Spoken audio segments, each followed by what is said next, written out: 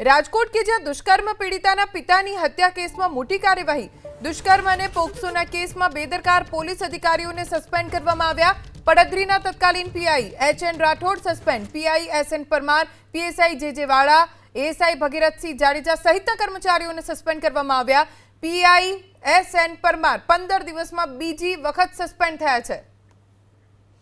અમારા સંવાદદાતા પરાક્રમસિંહ જાડેજા પાસેથી વધુ જાણકારી પ્રાપ્ત કરીશું। પરાક્રમ, આખી ઘટના શું બની હતી જેના કારણે પોલીસ કર્મીઓની સામે સસ્પેન્શનની કાર્યવાહી થઈ?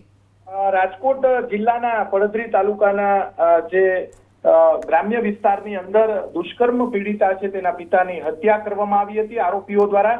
રાજકોટના રેન્જ આઈજી નિર્લિપ્ત રાય છે તેમના દ્વારા આકરી કાર્યવાહી હાથ ધરવામાં આવી છે। દુષ્કર્મ અને પોસ્કો કેસની અંદર બેદરકારી દાખવનાર અધિકારીઓ છે તેમને સસ્પેન્ડ કરવામાં આવ્યા છે। પડદરીના તત્કાલીન PI H N. Rathod, PI S N. Parmar, PSI J J. Vala અને એએસઆઈ ભગીરથસિંહ જાડેજા છે તેમને સસ્પેન્ડ કરી દેવામાં આવ્યા છે। પીએસઆઈ જે પીઆઈ એસ.એન. પરમાર છે તેમને 15 દિવસમાં બીજી વખત સસ્પેન્ડ કરવામાં આવ્યા છે। અગાઉ લોધિકા પોલીસ સ્ટેશન વિસ્તારની અંદર સ્ટેટ મોનિટરિંગ સેલ દ્વારા દરોડો કરવામાં આવતા તેમને ત્યારે પણ સસ્પેન્ડ કરવામાં આવ્યા હતા। 2 વર્ષ સુધી દુષ્કર્મ અને પોસ્કો કેસના આરોપીઓ ફરાર હતા પડદરી તાલુકા વિસ્તારની અંદર, પરંતુ કાર્યવાહી ન કરતાની સાથે જ જે પિતાની હત્યા, દીકરીના પિતાની હત્યા કરવામાં આવી હતી, આ કેસને લઈને સમગ્ર રાજકોટ જિલ્લાની અંદર ચકચાર મચી ગયો છે। ત્યારે રેન્જ આઈજી દ્વારા આ તમામ અધિકારીઓને સસ્પેન્ડ કરી અને કાયદેસરની કાર્યવાહી હાથ ધરવામાં આવી છે। જી, આભાર પરાક્રમ, જાણકારી આપવા માટે।